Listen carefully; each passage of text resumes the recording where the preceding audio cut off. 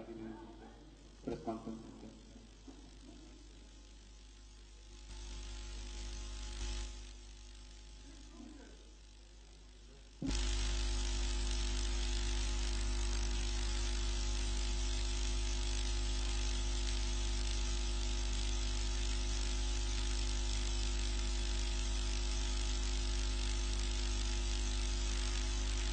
जिनमें से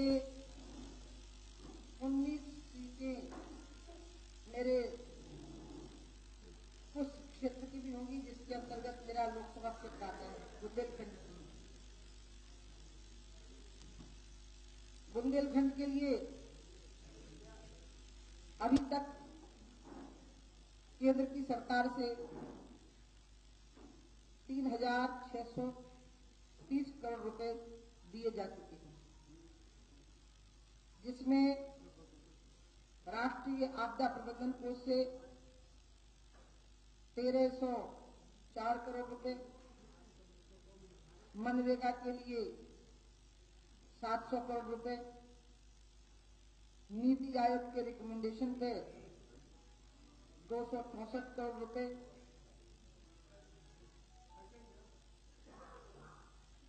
सूखा प्रभावित किसानों के लिए रबी की फसल के लिए 250 करोड़ रुपए, खरीफ के लिए 180 करोड़ रुपए तथा खाद्य सुरक्षा अधिनियम के अंतर्गत भी जो स्कीम में प्रावधान थे वो बुंदेलखंड को दिए गए और इस तरह से वर्तमान सरकार ने 3,630 करोड़ रुपए बुंदेलखंड के लिए भेजे, जिसमें बुंदेलखंड पैकेज के अंतर्गत भी करीब नीति आयोग बनने के बाद 250 करोड़ रुपए भेजे, तो इसका एक हिस्सा है। सबसे महत्वपूर्ण चीज है कि चुनाव आयोग की मर्यादा तय हो जाने के बाद एक डेट का दिन को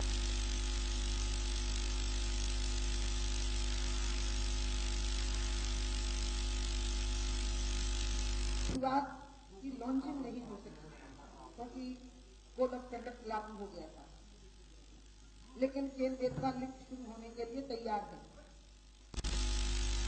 और सीमांत किसानों के लिए पूरी तरह से कर्जा माफी की घोषणा भारत सरकार ने की है, जिसका सर्वाधिक लाभ बुंदेलखंड के किसानों को मिलने वाला है, क्योंकि लघु और सीमांत किसानों की बहुत बड़ी संख्या बुंदेलखंड में ही है।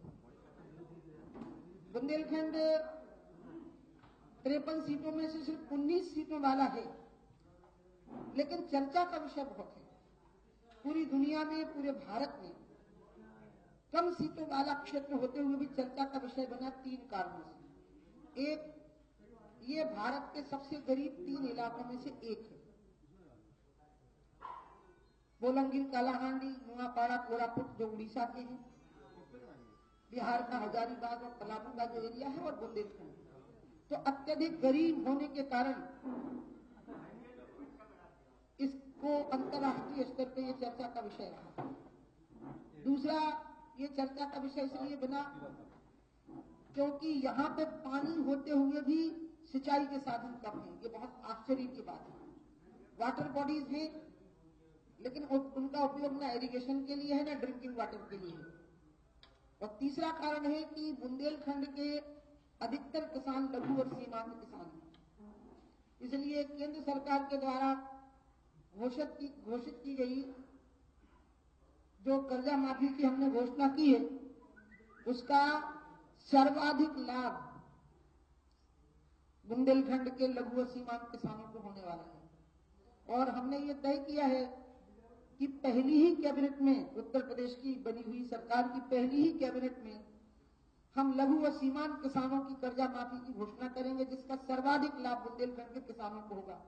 दूसरी, केशव मौर्य जी ने स्वयं बुंदेलखंड में मेरे साथ खड़े होकर घोषणा कर दी है कि अलग बुंदेलखंड बनाने की जो प्रक्रिया है, उसमें जो सहमति का वातावरण बनाना है वो जारी रहेगा, लेकिन पहली ही कैबिनेट में 2 घोषणाएं हो जाएंगी। बुंदेलखंड विकास बोर्ड की घोषणा हो जाएगी। और बुंदेलखंड विकास बोर्ड की घोषणा होते ही जैसा मध्य प्रदेश का बुंदेलखंड आज समृद्ध नजर आ रहा है, इसी प्रकार से उत्तर प्रदेश की तरफ का जो बुंदेलखंड है उसमें भी परिवर्तन आएगा। मैं आपको बताऊं 3630 करोड़ रुपए जो बुंदेलखंड के लिए जारी हुए वो उत्तर प्रदेश और मध्य प्रदेश दोनों तरफ के हिस्से के हैं। लेकिन जिन भी पत्रकार बंधुओं ने दौरा किया होगा वहां का, आपने उत्तर प्रदेश और मध्य प्रदेश के बुंदेलखंड में इतना बड़ा अंतर देखा होगा, बल्कि स्वयं बुंदेलखंड के वासी इस अंतर को देखते हैं। हमारी सरकार आएगी, हम इस अंतर को पाटेंगे, क्योंकि उत्तर प्रदेश की तरफ के बुंदेलखंड में उत्तर प्रदेश की सरकार ने जो बुंदेलखंड के लिए राशि आई उसका 40% से भी कम उपयोग कर पाए और शेष राशि वापस गई। और जो राशि 40% का उपयोग दिखाया गया है वो भी जमीन में कहीं नहीं है, पूरा भ्रष्टाचार के हत्थे चढ़ गया है। जबकि इसकी तुलना में मध्य प्रदेश ने इसका भरपूर उपयोग किया और इस राशि के जो जो प्रावधान थे, जिसमें कर्जा माफी थी, जिसमें सिंचाई के साधन थे, जिसमें सड़कों के निर्माण थे, उसमें बुंदेलखंड की शक्ल बदल गई और मध्य प्रदेश की। और आज जो मध्य प्रदेश दावा कर रहा है कि हमने खेती में 10 गुना ज्यादा तरक्की कर ली, उसमें बुंदेलखंड का बहुत बड़ा योगदान है, क्योंकि बुंदेलखंड के लिए दी गई राशि का पूरा उपयोग लगभग सिंचाई में कर दिया गया मध्य प्रदेश के बुंदेलखंड में। और उत्तर प्रदेश के तरफ के बुंदेलखंड में सिर्फ 40% राशि का ये दावा कर रहे उपयोग का, और वो भी नीचे जमीन पे दिखती नहीं है कि राशि कहां चली गई। इसलिए पूरे बुंदेलखंड के ये 3630 करोड़ रुपए का लगभग 2000 करोड़ रुपया का 40% उपयोग हो पाया और 40% का भी ट्रेस नहीं मिल रहा है। ये पूरे भ्रष्टाचार के हत्थे चढ़ा है।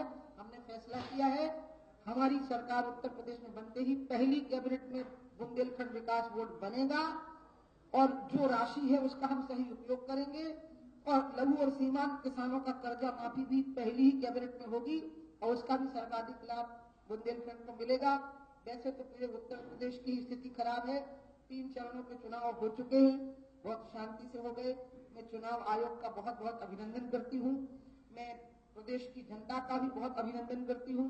60% से ज्यादा वोटिंग हुई है, महिलाओं की भी अच्छी भागीदारी हुई है और आपके माध्यम से अपील करती हूँ कि लोग करें।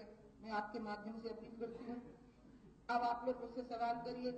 मुझे भूपेंद्र जी ने और विजय जी ने कहा कि आज प्रेस कॉन्फ्रेंस करनी है, तो मैंने कहा ठीक है, मैं आपके सामने हाजिर हूँ।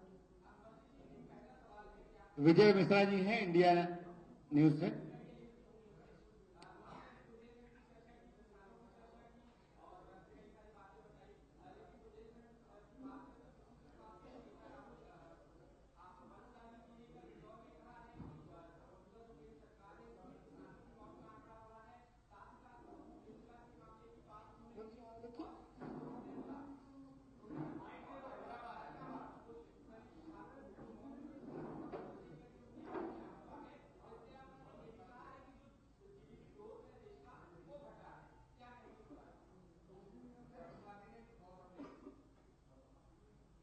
इसमें 3 बातें हैं। पहली तो यह है कि वरुण गांधी हमारी ही पार्टी के व्यक्ति हैं।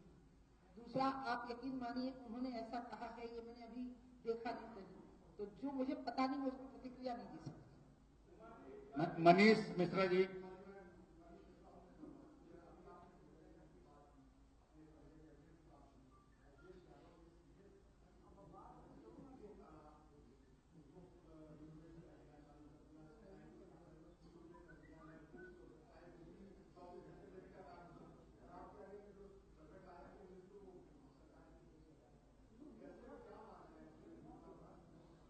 विरोधाभास इसलिए है क्योंकि अखिलेश का तो यही दावा है कि उनने उत्तर प्रदेश का विकास कर दिया है, लेकिन जब आप लोग ही कवरेज के लिए गए होंगे गांव में तो आपको सड़कों में चलने में कठिनाइयां आई होंगी। अभी मैं मध्य प्रदेश की तरफ के बुंदेलखंड में CWC की सेंट्रल वाटर कमीशन की बैठक कर रही थी। उन अधिकारियों ने हेलीकॉप्टर से फ्लाई किया क्योंकि मैं सारे वाटर टैंक्स को कनेक्ट करना चाहती हूँ। तो मैंने कहा देखो उत्तर प्रदेश की तरफ नहीं जाना क्योंकि कोड ऑफ कंडक्ट लगा है। मध्य प्रदेश का तरफ का एक तेलंगाना में काकतीय साम्राज्य रहा है, आपको पता होगा काकतीय डायनेस्टी। काकतीय डायनेस्टी के समय पर तालाब बने थे हजार। वहां की सरकार ने उनकी कनेक्टिविटी को प्लान किया और कनेक्टिविटी में से ही इरिगेशन और ड्रिंकिंग वाटर को निकाला। तो मैंने सेंट्रल वाटर कमीशन को कहा कि क्यों ना हम इसको बुंदेलखंड पे लागू करें, काकतीय डायनेस्टी के मॉडल को। तो उसी को देखने के लिए वो मध्य प्रदेश की तरफ आए थे। अब वो इतनी थिन लाइन है ना, तो उनको उत्तर प्रदेश भी दिख गया। उन्होंने मुझे खुद कहा कि इतनी वाटर बॉडीज हैं, इनको ट्रिपल आर की जरूरत है, और हमने तो ट्रिपल आर में पैसा भेजा है, लेकिन ये तो सारी वाटर बॉडीज डिफंक्ट पड़ी है। चुनाव खत्म हो जाए, अखिलेश हार जाएंगे, लेकिन फिर भी हेलीकॉप्टर में मैं उन्हें अपने साथ ले जाऊंगी, उनको फ्लाई करवाऊंगी, उनको दिखाऊंगी को कितना बड़ा झूठ बोल रहे हैं बुंदेलखंड के मामले में।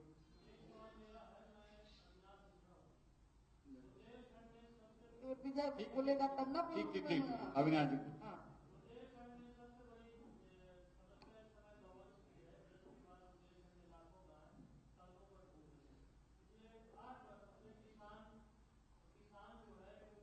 मैं उत्तर दे दूं, मैं आपका समझ गई हूँ।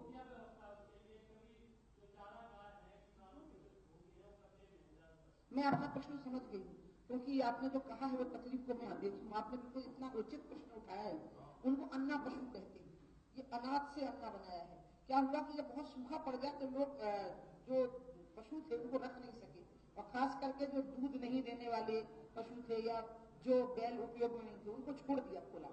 और जब उनको छोड़ दिया तो उनकी संख्या लगातार सूखा पड़ने से लाखों में बदल गई, और वो पूरी तरफ सब तरफ फैले हुए नजर आते हैं, और वो किसानों के पूरे खेतों में घुस जाती है फसल में, और एक तरफ से घुसते हुए दूसरी तरफ से पूरी फसल खाते हुए निकलते हैं। तो इसलिए उसकी पूरी योजना हमने तैयार कर ली है बुंदेलखंड पैकेज के अंतर्गत। जैसे ही चुनाव समाप्त होगा हमारी सरकार बनेगी, जो दो बातें होने वाली हैं, लघु और सीमांत किसानों का कर्जा सरकार बनने के पहले हफ्ते में हो जाएगा, और बुंदेलखंड विकास बोर्ड में हम सबसे पहले अन्ना पशु की ही व्यवस्था करेंगे, क्योंकि वो किसानों के लिए भी संकट बन गए हैं और स्वयं का उनका जीवन भी संकट में पड़ गया है। थैंक यू फॉर विद्या जी, हाँ, मैं विद्या खंड रहा हूँ इंडो एशिया न्यूज सर्विस से। मेरा सवाल हुआ जी आपसे कि आपने अभी कहा कि बुंदेलखंड अगर यूपी में भाजपा की सरकार बनी तो बुंदेलखंड के लघु सीमांत किसान है उनका कर्जा माफ कर दिया। राहुल गांधी ने कहा कि अगर भाजपा वाकई में किसानों का कर्जा माफ करना चाहती है तो उसे उत्तर प्रदेश में सरकार बनाने की कोई जरूरत नहीं है। वो अगर चाहे तो ऐसे ही केंद्र के माध्यम से माफ कर सकती है। तो इस पे आपका क्या? इसमें अगर मैंने बिल्कुल नहीं बोला, क्योंकि मुझे बिल्कुल शंका नहीं है। मुझे पूर्ण विश्वास है कि हमारी सरकार बनेगी। मैंने तो सीधे कहा कि जब हमारी सरकार बनेगी तो एक हफ्ते के अंदर हमारी कैबिनेट होगी।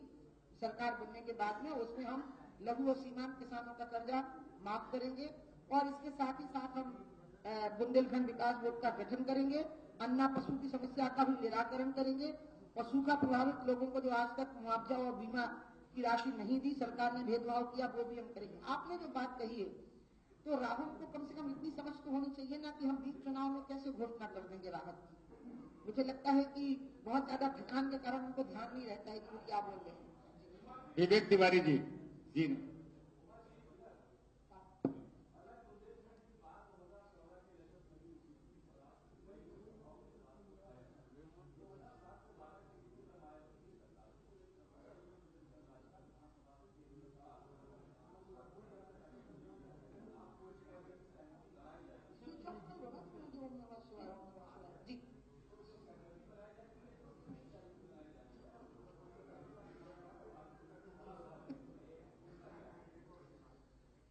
देखिए एक बड़ी दिक्कत आ रही है प्रथम बुंदेलखंड में, और जो मायावती जी का स्वभाव है कि वो तो अनमाइंडफुल निर्णय घोषणा कर देती है। उनने घोषणा कर दी बुंदेलखंड बनेगा, उसकी मैं भी नहीं बताई कि क्या बनेगा, क्योंकि मध्य प्रदेश की तरफ के लोग तैयार नहीं है। जो मध्य प्रदेश का बुंदेलखंड है, पहले आप लोग मुझे 2 मिनट का धैर्य देंगे उस उत्तर के लिए? हाँ, क्योंकि ये उत्तर समय लेगा 2-2.5 मिनट। इसमें क्या है, थैंक यू, इसमें क्या है कि बुंदेलखंड अलग हो, इसका आंदोलन 40 साल से चल रहा है। मैं जब राजनीति में नहीं थी, मैं तब से इस आंदोलन का समर्थन करती थी, लेकिन इसी बीच में जब भाजपा की सरकार बनी मध्य प्रदेश में और वो लगातार चलती गई अभी 2003 से, तो मध्य प्रदेश की तरफ का बुंदेलखंड इतना सुखी और समृद्ध हो गया कि वो अलग होने की मांग ही नहीं कर रहा है। उनने पृथक बुंदेलखंड पैकेज से आई हुई 2000 करोड़ की राशि का बिल्कुल ठीक उपयोग कर लिया वहां सरकार ने। इधर के बुंदेलखंड में ये पूरा खा गए, तो ये सूखा रह गया पूरा का पूरा। और यहाँ के सारे लोग मजदूरी करने के लिए दिल्ली चले गए। अधिकतर लोग तो दिल्ली में ही मजदूरी कर रहे हैं, जो लघु और सीमांत किसान है। तो अब लौटेंगे जब कर्जा माफी होगी हमारे द्वारा और जब हम उनको सिंचाई के साधन देंगे। तो हुआ क्या कि इधर मांग बरकरार रही, इधर की मांग में नक्शा क्लियर नहीं हुआ। मुलायम सिंह की सरकार खिलाफ रही। मायावती ने चुनाव से 2-3 महीने पहले घोषणा की। मायावती को खुद ही पता था कि चुनाव आने वाला है, बनाने नहीं पड़ेगा। अब दिक्कत क्या आ रही है, हमारी सरकार ने तो शुरू से ही समर्थन किया है छोटे राज्यों का, क्योंकि व्यवस्था की दृष्टि से, प्रशासनिक व्यवस्था की दृष्टि से सरकार की सेवाएं त्वरित गति से पहुंचती है अगर राज्य छोटा होता है। तभी हमने उत्तराखंड बनाया, तभी हमने झारखंड बनाया। और इसलिए हम बुंदेलखंड के समर्थन में सांगठनिक रूप से थे। हमारी एक पृथक बुंदेलखंड की बीजेपी की इकाई भी बनी थी। अब हमें पहले नक्शा क्लियर करना है। मध्य प्रदेश का कोई जिला आने को तैयार नहीं है। उत्तर प्रदेश के बुंदेलखंड में भयंकर जन विरोध है। अब रह गया उत्तर प्रदेश का हिस्सा, तो वो इतना सा है। अब कुछ जिले और जोड़ने पड़ेंगे, तो उन जिलों की भी सहमति लेनी पड़ेगी। इसी सहमति की प्रक्रिया चलाने तक क्या हम लोगों को गरीब रखेंगे? इसलिए हमने तय किया कि सरकार बनने के पहले हफ्ते में हम पहले पृथक बुंदेलखंड बोर्ड बना देंगे, बुंदेलखंड विकास बोर्ड बना देंगे, ताकि बुंदेलखंड के विकास की प्रक्रिया तुरंत शुरू हो जाए। बुंदेलखंड पैकेज की राशि का वैसा ही उपयोग हो जाए जैसा मध्य प्रदेश में हुआ है, और फिर पृथक बुंदेलखंड की रचना की तैयारी हो। मैं पूरी तरह से बुंदेलखंड राज्य के समर्थन में तब से हूँ जब मैं 20 साल की थी। मतलब लगभग एक करके बात करिए, काफी बात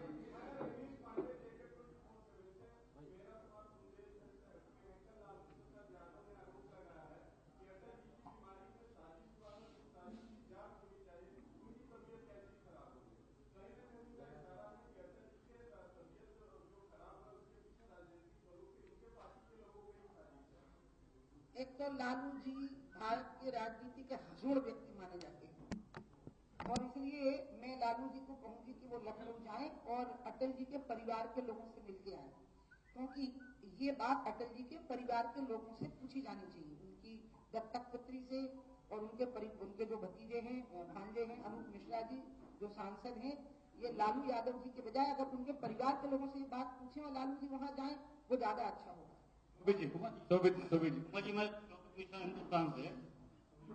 हिंदुस्तान अखबार से भाजपा की सरकार बनने के बाद बुंदेलखंड राज्य की रचना पर काम शुरू होगा, अलग पृथक राज्य के लिए काम शुरू होगा। राज्य पृथक बनता है राज्य पुनर्गठन आयोग के द्वारा। 2-3 राज्यों की मांग चल रही है देश में अलग करने की। राज्य पुनर्गठन आयोग जब गठित होगा तो उसमें सभी पृथक राज्यों की मांग करने वाली जो इकाइयां हैं वो उसमें शामिल होंगी। फिर उनके तार्किक और आर्थिक और भौगोलिक आधार तय होते हैं और फिर उन राज्यों की घोषणा होती है। अभी राज्य पुनर्गठन आयोग की बात तो तब आएगी जब आएगी, अभी बुंदेलखंड की मैपिंग तो हो जाए, जो नहीं हो पा रही, क्योंकि मध्य प्रदेश ने कह दिया कि हमें नहीं जाना आप साथ में, क्योंकि उनका विकास इतना ज्यादा हो चुका कि पिछड़ापन उनके लिए मुद्दा बचा नहीं है।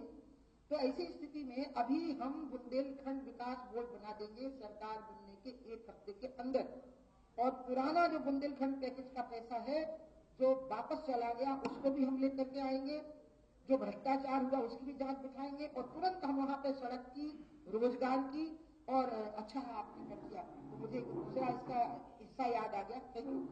अभी हमारा इजराइल के साथ MOU साइन हो गया है, जिसमें मैंने 3 इलाके लिए हैं MOU के लिए। एक बुंदेलखंड लिया है, एक मराठवाड़ा लिया है, और एक बोलंगीर कालाहांडी लिया है। कम खेती में, कम पानी में उन्नत किस्म की खेती कैसे हो, कम खेत में, कम पानी में, इसकी एक्सपर्टी पूरी दुनिया में अभी इजराइल ने डेवलप कर ली है। तो उस दृष्टि से, और अभी मैंने बुंदेलखंड के जो आयुर्वेद कॉलेज है उसमें उसकी फैकल्टी भी खोल दी है। 20 करोड़ रुपए उसको श्रीपाद नायक जी ने दिए हैं, जिसमें कि सारे बुंदेलखंड के किसानों को इसके लिए ट्रेन किया जाएगा कि जमीन कम है, क्लाइमेट ऐसा है, और अगर पानी भी कम है तो आप उन्नत किस्म की खेती कैसे कर सकते हैं। और हमने फूड प्रोसेसिंग पार्क को भी उसी के आधार पर आगे प्रपोजल करने की तैयारी की है। इसलिए अभी हम बुंदेलखंड विकास बोर्ड के द्वारा इस प्रक्रिया को शुरू करेंगे जो इजराइल के साथ MOU हुआ, और 3 साल बाद बुंदेलखंड मध्य प्रदेश के बुंदेलखंड से आगे हो चुका होगा उत्तर प्रदेश का बुंदेलखंड। श्रीवास्तव जी, नारायण श्रीवास्तव जी,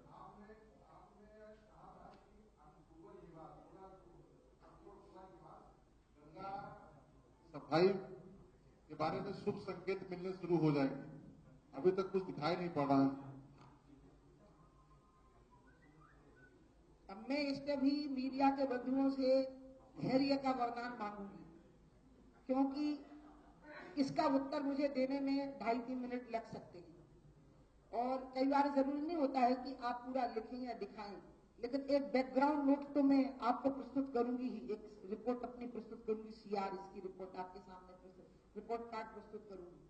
गंगा की प्लानिंग 29 साल से जो हुई, उसमें हम फेल क्यों हुए? पीएम मोदी ने मेरी पहली बैठक की थी सितंबर 2014 में, सरकार बनने के 3 महीने बाद, और उन्होंने मुझे कहा कि तुम अभी तक जो गंगा पे हुआ है वो प्रेजेंट करो। तो हमने पूरे डिपार्टमेंट के साथ उसको प्रेजेंट किया। उसमें ये समझ में आया कि करीब 4000 करोड़ गंगा पे खर्च हुए, लेकिन गंगा और मैली हो गई सफाई की जगह पर। तो पीएम साहब ने हमें कहा कि तुम मुझे ये बताओ कि ऐसा क्यों हुआ और ऐसा नहीं होगा, इसका रास्ता समझाओ, और इसके लिए हम तुमको 6 महीने देते हैं। 6 महीने के बाद हमने दोबारा उनके सामने प्रेजेंटेशन किया और मैंने उनको 3-4 बातें कही। एक, मैंने उनको कहा कि ट्रीटेड वाटर को गंगा में छोड़ने की अनुमति दी गई तो अनट्रीटेड वाटर भी छोड़ दिया गया। दूसरा, मैंने उनको कहा कि कोई भी मॉनिटर करने वाला नहीं था। तीसरा, मैंने उनको कहा कि मैचिंग ग्रांट की दिक्कत थी, क्योंकि ये जेएनयूआरएम की स्कीम के अंतर्गत था और इसमें 70-30 का रेशियो था। तो राज्य सरकार ने अगर डीपीआर में ही मैचिंग ग्रांट नहीं दी तो कई साल तो मैचिंग ग्रांट में डीपीआर में ही निकल गए। और जो इंफ्रास्ट्रक्चर है उस पर अगर राज्य सरकार ने मैचिंग ग्रांट की किस्त नहीं जारी की तो टेक्नोलॉजी ही आउटडेटेड हो गई और इंफ्रास्ट्रक्चर कंप्लीट नहीं हो पाया और बहुत इसमें करप्शन के स्पेस निकल आए। तो प्रधानमंत्री जी ने फिर उसमें तीनों के समाधान कर दिए। मॉनिटरिंग टीम बना दी high level task force cabinet secretary की अध्यक्षता में, उसकी एक विंग चीफ सेक्रेटरी की अध्यक्षता में हर राज्य की गंगा किनारे की। दूसरा, उन्होंने इसमें मैचिंग ग्रांट खत्म कर दी और 100% सेंट्रल सेक्टर स्कीम इसको कर दिया कि पूरी तरह से नॉन लैप्सेबल और सेंट्रल सेक्टर होगा, यानी 20,000 करोड़ होंगे और सेंट्रल सेक्टर होंगे। राज्य सरकार का मैचिंग ग्रांट इसमें बिल्कुल नहीं लगेगा। और तीसरा, इसको हमारे सिद्धांत को स्वीकार कर लिया कि ट्रीटेड वाटर भी गंगा में नहीं डाला जाएगा, बल्कि उसका डाइवर्सन करके खेती के लिए, गार्डनिंग के लिए, अन्य चीजों के लिए उपयोग होगा। अब उन्होंने मुझे कहा कि अब ये जो 3 बातें तय हुई हैं, इसका कैबिनेट नोट तैयार करो। उसका कैबिनेट अप्रूवल हुआ हमारा 15 मई 2016 को, और जब उसका अप्रूवल हुआ, उस अप्रूवल के आधार पर 15 मई 2015 को, और उस पर हमने अपनी प्लानिंग चालू की, क्योंकि कैबिनेट का अप्रूवल हुआ, बिल्कुल नई विधि थी। अब इसमें दिक्कत आई कि हमें हाइब्रिड एनओटी मोड पर जाना था, क्योंकि जो प्रधानमंत्री ग्राम सड़क योजना का लाभ हमें दिखा, ठेकेदार ने 5 साल की गारंटी ली तो कम से कम 5 साल में सड़क ठीक चली। तो हमने तय किया कि गंगा में हमें 30 साल की गारंटी चाहिए, और इसलिए हमें मिलकर के इसमें जिस तरह से प्लानिंग बनानी है, उसमें हमने पहले ओपन मार्केट कॉन्फ्रेंसिंग की, ग्लोबल कॉन्फ्रेंस की, और पूरी दुनिया के वो लोग बुलाए जो इसकी एक्सपर्टी रखते थे कि क्या आप हाइब्रिड एनओटी मोड के लिए तैयार होंगे, 30 साल तक आपको पेमेंट मिलता रहेगा, इसके लिए तैयार होंगे, और बीच में अगर आपका इंफ्रास्ट्रक्चर डिफंक्ट हो गया तो आपकी राशि जब्त हो जाएगी, इसके लिए तैयार होंगे। उन्होंने इस पर हमें सहमति दी। ओपन मार्केट कॉन्फ्रेंस के बाद अब हमने तैयारी की कि अब हमें जाना है प्लानिंग पे। अब राज्य सरकारों ने यही हमको एक नई चीज बतानी शुरू की कि हमारी डीपीआर पहले से बनी हुई है, आप हमारी डीपीआर लीजिए। जब हमने उनकी डीपीआर ली, उत्तर प्रदेश और उत्तराखंड के जल निगम ने वो बनानी शुरू की, तो उनकी डीपीआर में हर एक में वही डिफेक्ट था कि ट्रीटेड वाटर को गंगा में ही जाना था। तो हमने कहा कि इस डीपीआर को हम नहीं ले सकते, आप इसको मॉडिफाई करिए, और इसलिए मैं वो लेटर लाई हूं जिसमें राज्य सरकार ने उत्तर प्रदेश में लेटर जारी किया कि नमामि गंगे प्रोग्राम को एनओसी ना दी जाए और कोई इंफॉर्मेशन ना दी जाए। ये लिखित में है, राज्य सरकार के महत्वपूर्ण अधिकारी के साइन है। ये इतना शर्मनाक है राज्य सरकार के लिए कि ये लेटर जारी किया गया गंगा किनारे के डीएम लोगों को कि नमामि गंगे प्रोग्राम को एनओसी ना दी जाए। और जब हमने सेंटर पब्लिक सेक्टर यूनिट को इन्वॉल्व कर लिया कंडीशनल असेसमेंट के लिए, क्योंकि जब हमें हाइब्रिड एनओटी पे जाना था 13 प्रायोरिटी टाउन में, और एंट्री लेवल एक्टिविटीज के लिए जाना या घाट निर्माण या रिपेयर के लिए जाना, तो हमें डाटा चाहिए नगर निगमों से। तो ये जारी हो गया कि इनको एनओसी मत दीजिए, इनको कोई इन्फॉर्मेशन मत दीजिए, इन्हें कोई अनापत्ति पत्र मत दीजिए, और इनको कोई इन्फॉर्मेशन नहीं मिलनी चाहिए। फिर अंत में हमें एनओसी मिल पाई, वो भी बहुत जबरदस्त दबाव से। जब मैंने कहा मैं एक्सपोज कर दूंगी, क्योंकि मैं राज्य सरकार से गंगा पर लड़ना नहीं चाहती, हमको प्रधानमंत्री जी ने कहा हुआ है कि कोशिश करो कि विकास की प्रक्रिया में राज्य के साथ में कोऑर्डिनेशन बना रहे, क्योंकि हम टीम इंडिया की तरह काम करें। लेकिन जब मैं बार बार समझाई, अखिलेश को समझाई, मुलायम सिंह जी ने पार्लियामेंट में क्वेश्चन किया, मैंने पार्लियामेंट में ये बात रेज की कि हमें एनओसी तो दिलवा दीजिए, आप सबने उसको देखा होगा क्योंकि क्वेश्चन आवर का लाइव टेलीकास्ट हो रहा था। तब जाके हमको जुलाई में एनओसी मिली है, जुलाई 2016 में हमको जाके एनओसी मिली, तब जाकर के हमने लॉन्चिंग की है। अगर आपको स्मरण हो तो जुलाई 2017 में हमारी लॉन्चिंग हुई है। अब हमारे काम चल रहे हैं 13 प्रायोरिटी टाउन पर हमारे काम चल रहे हैं, हाईवे नोटी पर, जिसमें कि एसटीपी और ईटीपी करीब 13,000 करोड़ की लागत से निर्मित हो रहे हैं, उसकी तैयारी हो रही है। और 8,000 करोड़ से जो अन्य एक्टिविटीज हैं, जिसमें रिवर फ्रंट है, प्लांटेशन है, एक्वा लाइफ है, उसकी कुछ स्टडीज और रिसर्च है, वो चल रही है। और ये पूरी की पूरी पैकेजिंग का परिणाम 2018 अक्टूबर तक हम जरूर दिखा देंगे। लेकिन हाँ, दिक्कत आई है, मैं अगर आप लोग अनुमति देंगे, मतलब चाहेंगे, तो मैं इस लेटर की कॉपी दे सकती हूँ। सिरसा जी,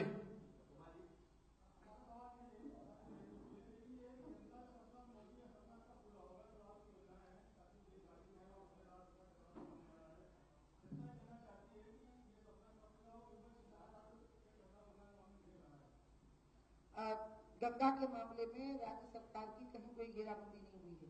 मैं खुद गंगा के किनारे पे कई जगह में सभाओं में गई हूँ, लोग बिल्कुल नहीं पूछेंगे, क्योंकि 7 जुलाई की जो लॉन्चिंग हुई थी उसमें जबरदस्त पार्टिसिपेशन हुआ था पब्लिक का। तो लोगों को पता है कि गंगा के प्लानिंग की लॉन्चिंग हो चुकी है। और बहुत गंगा के किनारे के सांसद, विधायक, आपको पार्टी लाइन गंगोत्री से गंगा सागर तक 5 राज्यों के सबने पार्टिसिपेशन उसमें किया था, सभी जाति वर्ग धर्म समुदाय। लेकिन मैं एक बात, क्योंकि मैं लखनऊ में हूँ, इसलिए मैं एक बात आपको जरूर कहूंगी, ये सच है कि गंगा के प्लानिंग को तो समझाने में ही मुझे कठिनाई आई है, पहले ब्यूरोक्रेसी को, साथ में मीडिया को भी। लेकिन एक बार मीडिया की समझ में आ गया तो मेरे साथ बहुत कोऑपरेटिव रही, ब्यूरोक्रेसी भी कोऑपरेटिव रही। और गंगा एक ऐसा विषय है जिसमें यूनिवर्सल फर्टिलिटी देखी मैंने। इस लेटर के अलावा मुझे राज्य सरकारों की तरफ से भी बहुत कोऑपरेशन रहा और धैर्य का वरदान दिया, सारी पॉलिटिकल, मतलब मैंने दुनिया में गंगा एकमात्र ऐसा विषय है जिसमें सारे लोग सहयोग करते हैं और ये चाहते हैं कि ये काम हो जाए। फिर भी अगर ये काम नहीं हुआ तो मैंने, मतलब नहीं हुआ यानी इसकी टाइमलाइन हम मीट नहीं कर सके, तो मैंने स्वयं तय किया है कि फिर मैं गंगा के किनारे की गंगोत्री से गंगा सागर तक पदयात्रा करूंगी दोनों तरफ से, क्योंकि प्लान पूरा हो चुका है।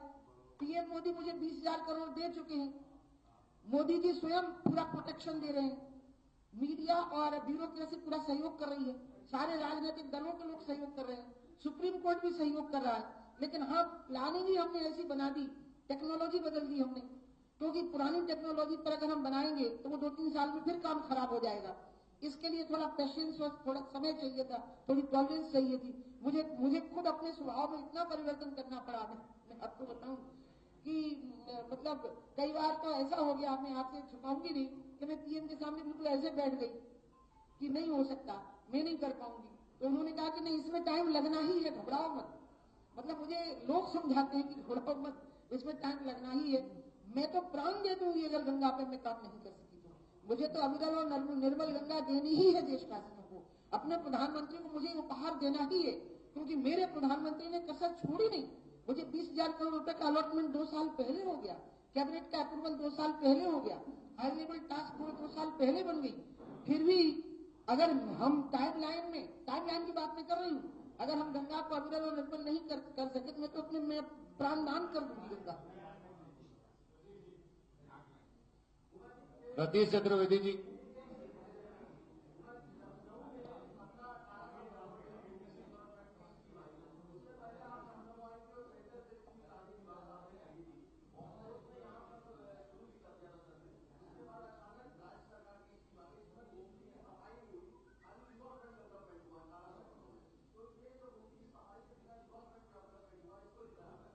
हमने गोमती की, जब माननीय राजनाथ सिंह जी मुझे यहाँ लेके आए थे और उस समय पर मैंने और राजनाथ सिंह जी ने मिलकर के गोमती का पूजन किया था और ये तय किया था कि हम गोमती को निर्मल करेंगे।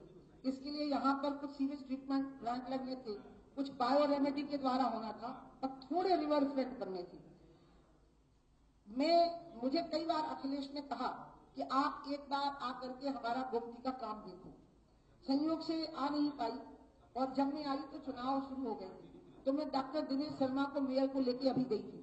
मुझे तो जो मैंने देखा है उससे इसका पूरा रिव्यू होगा हमारी सरकार के बाद, क्योंकि जो काम हुआ है ये गोमती की सफाई के लिए नहीं हुआ है।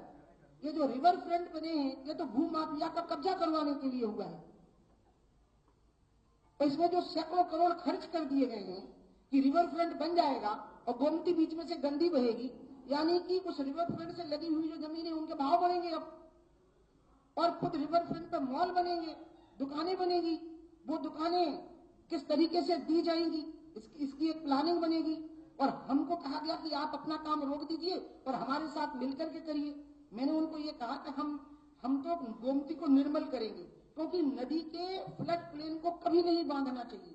हम गंगा पर वही रिवर फ्रंट बनाएंगे जहां पहले से बने हुए हैं, क्योंकि नदी का फ्लड प्लेन बांधना यानी डिजास्टर को इन्वाइट करना। केदारनाथ में डिजास्टर क्यों हुआ था? क्योंकि रिवर फ्रंट बंधा हुआ था, नदी का फ्लड प्लेन बंधा हुआ था। नदी के फ्लड प्लेन को फ्री रखना पड़ता है। जैसे ही हम उसको, एक चाल इनकी बनारस में थी, इनने कछुआ सेंचुरी के नाम पर एक साइड पर पूरा कब्जा कर लिया। पहली बार बनारस में बाढ़ की आशंका आ गई थी, तब मैंने पर्यावरण मंत्रालय से उनको रद्द करवाया। ये गढ़मुक्तेश्वर में डिमांड कर रहे थे कि हम इसके रिवर फ्रंट को डेवलप करेंगे 7-8 किलोमीटर की।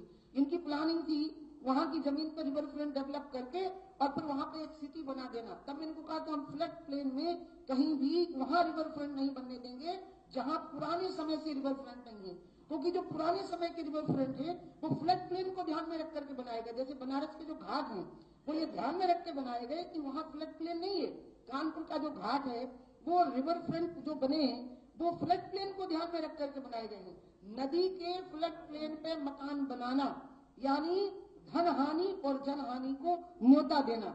इसलिए नदी के जो फ्लड प्लेन होते हैं उस पर खेती हो सकती है, एक सीजन की खेती हो सकती है और उसमें गरीब लोगों के द्वारा वो खेती करने का अवसर देना चाहिए। हम गंगा के फ्लड प्लेन को बिल्कुल नहीं बनने देंगे।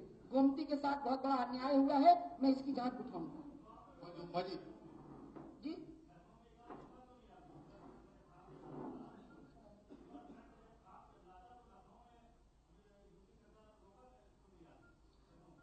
जब अभी भी जो उनका जो रिवर फ्रंट का काम है वो जिस स्थिति में पहुंचा है उस स्थिति में भी अभी बहुत इनकी टोटल प्लानिंग में हानि का इरादा है।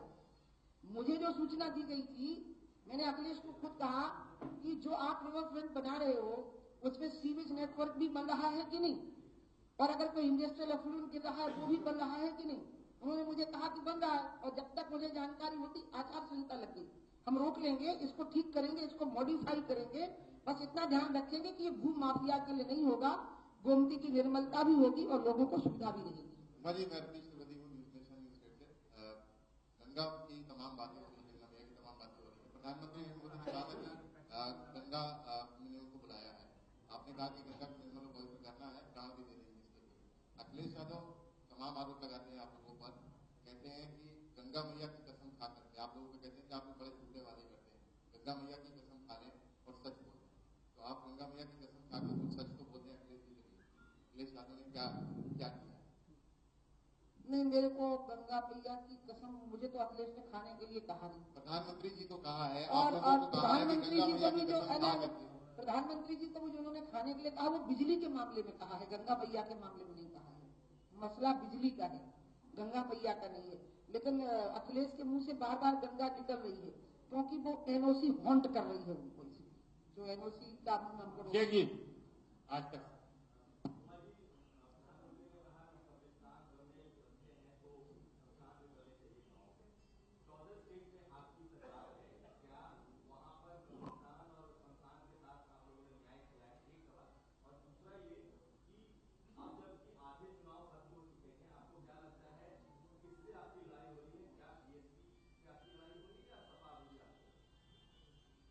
हम प्रधानमंत्री जी के बयान में पूरी तरह से उनके साथ सहभागी हैं। उन्होंने जो कहा है, हमारी बाकी जगह की राज्य सरकारों की रिपोर्ट मैं मीडिया को कहूंगी कि वो मंगा लें। मैं एक बात कहूंगी प्रधानमंत्री जी के लिए और अपने लिए और हम सबके लिए, और वो ये है कि देश में जो लोकतंत्र है वो सबके लिए है। इसलिए अल्पसंख्यकों के लिए कोई योजना बनाते समय हमें बहुसंख्यकों के हितों का भी ध्यान रखना होगा। अल्पसंख्यकों का अगर हित है तो बहुसंख्यकों का भी हित है, और बहुसंख्यकों के हित के बारे में हम बोलने में बिल्कुल हेजिटेट नहीं करेंगे। इसलिए प्रधानमंत्री जी ने जो कहा है उसमें पूरी तरह से हम उनके साथ में हैं, और अगर इस बयान को सांप्रदायिकता में रैप किया जा रहा है तो ये माइनॉरिटिज्म है, और इसका सीधा सीधा मतलब ये है कि अल्पसंख्यकों के हितों का बचाव करते हुए हम बहुसंख्यकों के हितों की हम अनदेखी करेंगे, और हम उसको मानेंगे कि ये हमारे देश में ये लोकतंत्र है, जिसको हम बिल्कुल सहमत नहीं है। हम पूरी तरह से प्रधानमंत्री के साथ हैं। जो भावनाएं अल्पसंख्यकों की है वही बहुसंख्यकों की है। हमें सबका ध्यान रखना, हमें सबकी भावनाओं का ध्यान रखना, यही लोकतंत्र की डिमांड है। अब ये जो बात आपने कही तो राज्य सरकारों की जो रिपोर्ट है वो आप मंगा लीजिए, स्वयं स्क्रूटनी कर लीजिए उसकी। जी मुझे अच्छा हाँ, सॉरी, जो लहर चली ऐसी 91 में चली थी, उस लहर को मैंने 91 में खुद देखा था, क्योंकि 91 में मैं यहाँ की प्रमुख प्रचारक थी। उससे बड़ी लहर मैंने अभी देखी है। इसलिए मुझे तो अपना अनुमान यह है कि कहीं कोई कंपटीशन में बचा ही नहीं है।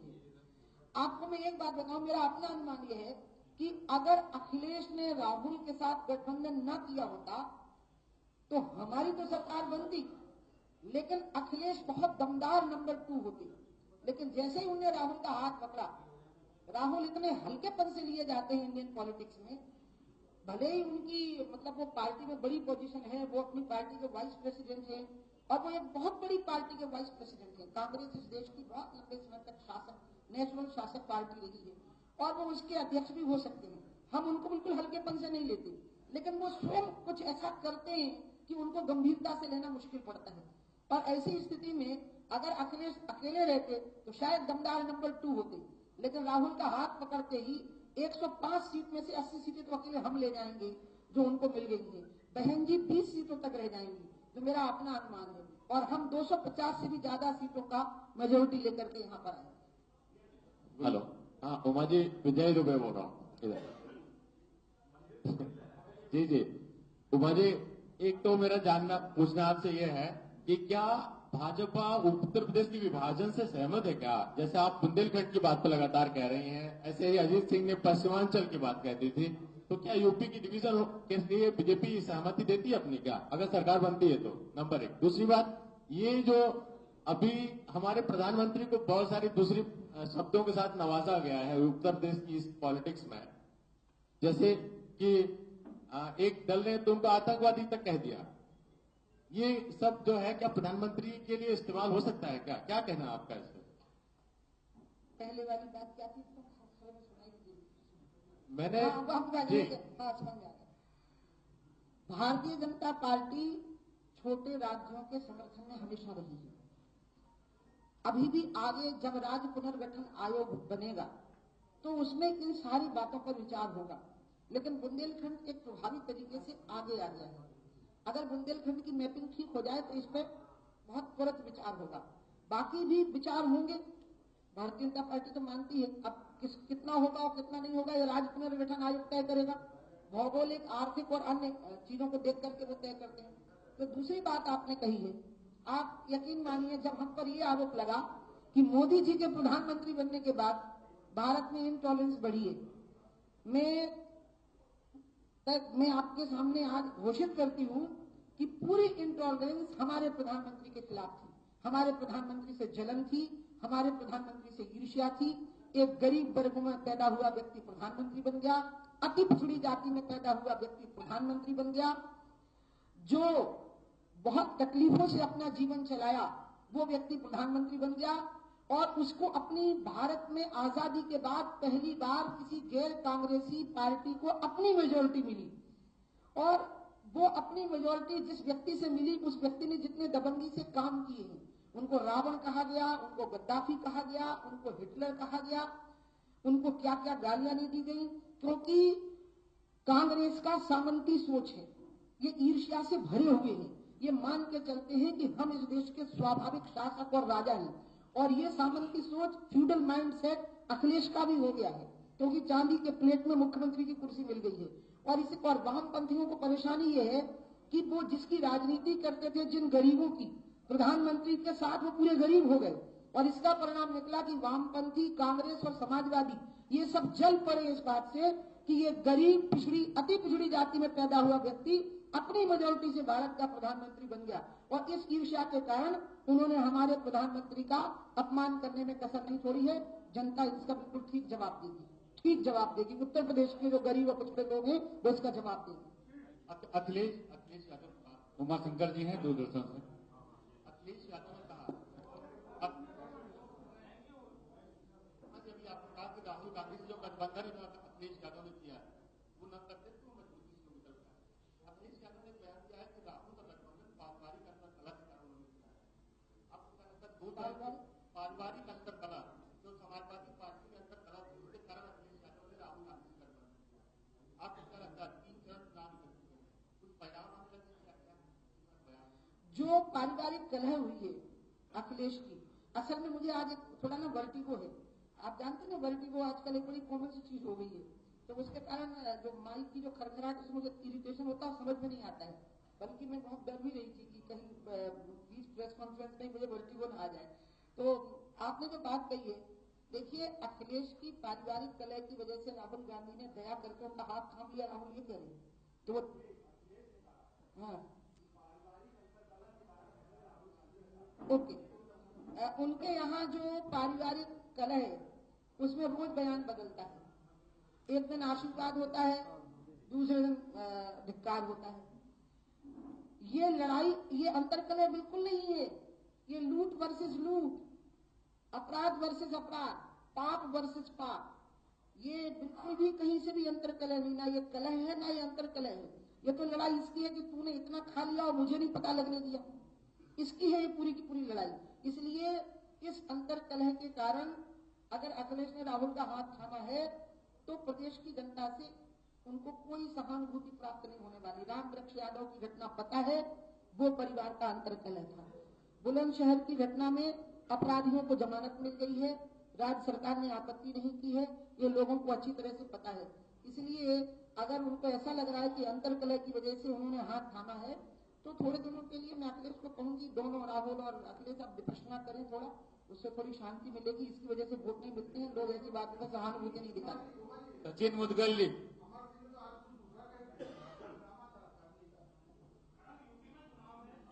मैं उस पर उनकी बात पर कह नहीं पाऊंगी क्योंकि कल के दिन बयान बदल ना जाए। इसलिए जिनके बयान बदलते हैं ना, उनको मुलायम, अखिलेश और राहुल, इनके बयान बदलते हैं तो उनको कुछ बोल, आज बोल दूंगा, कल उन्होंने कुछ और बोल दिया, फिर क्या होगा? मैडम, यूपी में चुनाव है और पार्टी ने अटल जी को पूरी तरह भुला दिया है। भाजपा यूपी में चुनाव लड़ रही है और अटल जी के गढ़ यूपी में अटल जी को पूरी तरह भुला दिया गया है। कहीं भी किसी भी सभा पे अटल जी की फोटो नजर नहीं आती है। एवं प्रधानमंत्री जी की जब सभा होती है उनके मंच पर भी ना अटल जी की फोटो होती है, अक्सर सभाओं में अटल जी का नाम तक नहीं होता। तो क्या भाजपा पूरी तरह भूल गई अटल जी को? नहीं, हम ना अटल जी को भूले हैं, ना हम अडवाणी जी को भूले हैं, बल्कि वही हमारे आधार भूमि है। अगर हम सुशासन की याद दिलाते हैं तो हम अटल जी के समय के ही सुशासन की याद दिलाते हैं। उत्तर प्रदेश में अगर हमें याद दिलाते हैं, हमारी जो क्रेडिबिलिटी बनी है देश में वो अटल जी के शासन से बनी है। और राज्य में जो बनी थी वो कल्याण सिंह जी, राजनाथ सिंह जी और राम प्रकाश गुप्ता जी की वजह से बनी थी। हमारी तो पूरी आधार भूमि ही उनकी वजह से तैयार हुई है। अब धन्यवाद आप सब लोगों को, आराम से विस्तार से चर्चा हुई और आप सब लोगों ने सवाल किए, सवालों के उत्तर आए। हम सब रोज एक सवाल करते हैं और आज के विषय का जो सवाल है, महिला मोर्चे के अध्यक्ष हैं स्वाति सिंह जी, वो आपसे एक सवाल आपके बीच में करेंगे जो जनता के माध्यम से मुख्यमंत्री से किया जा रहा है। आज का सवाल है, अखिलेश सरकार ने अपने घोषणा पत्र में वादा किया था गेहूं, धान, गन्ना का लागत मूल्य निकालने के लिए एक समिति बनाई जाएगी जिसकी रिपोर्ट के आधार पर राज्य का समर्थन मूल्य होगा। सवाल ये है कि 5 वर्षों में समर्थन मूल्य तो छोड़िए, क्या समिति भी उन्होंने बनाई? और दूसरा सवाल है, क्या मुख्यमंत्री बताएंगे गेहूं, धान की खरीद के आंकड़े साल दर साल घटते गए, उसका क्या कारण है? इन सवालों का जवाब मुख्यमंत्री जी को देना है और बहुत जरूरी है क्योंकि जनता इसकी मांग कर रही है। धन्यवाद।